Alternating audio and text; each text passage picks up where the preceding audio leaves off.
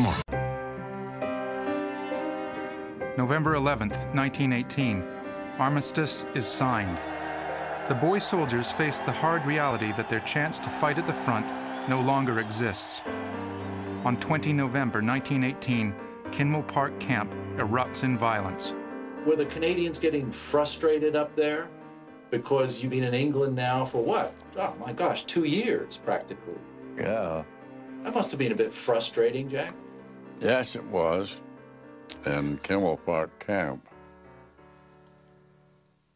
some of our boys got kicked out of a dance hall by the British soldiers. And this kid, he said, we should go up there and clean them bastards. So up we went. In a place like Kinmel Park, where you have tension simmering sort of below the surface all the time, it doesn't take much to set things off. And there were some bad feelings between the British and the Canadians anyways. The Canadians thought the British were stuck-up twits, and the British thought the Canadians were unruly colonials. 700 boys stormed toward the dance hall, looking to settle the score. Somebody picked up a bench and threw it through the window, and this old grizzled sergeant came out. He says, don't hit me, I'm an old man. And he was socking everybody. Came within socking distance. Then there's a big sergeant. Well, they'd be a first sergeant in the U.S. Army, but we call him Sergeant Major in the Canadian Army. He's about, shoulders about like that. I'm over 6 feet tall, and he stuck his jaw. He says, don't you hit that old man. Somebody hit him with a 1x4. I said, John, cracked like a pistol. British officer cadets are sent in to break up the riot. They armed those cadets with rifles and bayonets, and they charged us. One guy, he got a little mean. They stuck a bayonet through his thigh, and he came home wounded. The next morning, we were marched in front of the colonel, 8 at a time. The young boys are sentenced to 14 days field punishment number 2. They will be forced to do hard labor while shackled. But one of the 14 days was up. I was on a boat headed for Canada.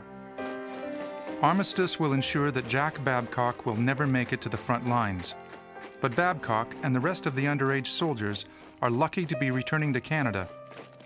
In the following months, Canadian soldiers arriving from the front linger in Kinmel Park Camp, sparking violent riots and the deaths of 5 Canadian soldiers.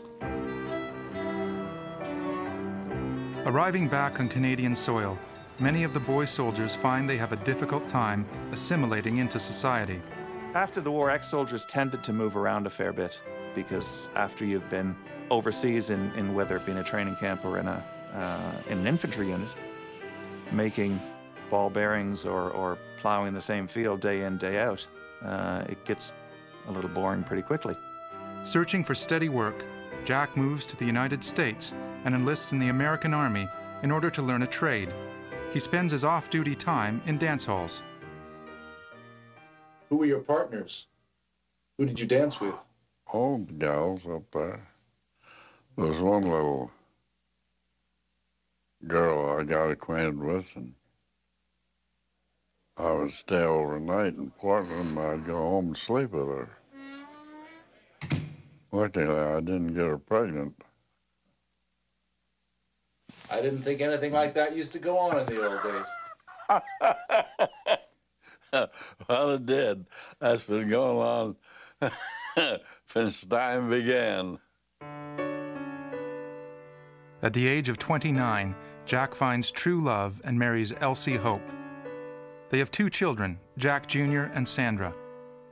Widowed at 76, he remarries. Dorothy, his current wife, is 29 years younger. Now you've had a long life. Do you look back and say you were lucky you didn't go to France? Well, yes, I am, because a lot of the guys got killed in France. They were good fighters. think there'll be wars again?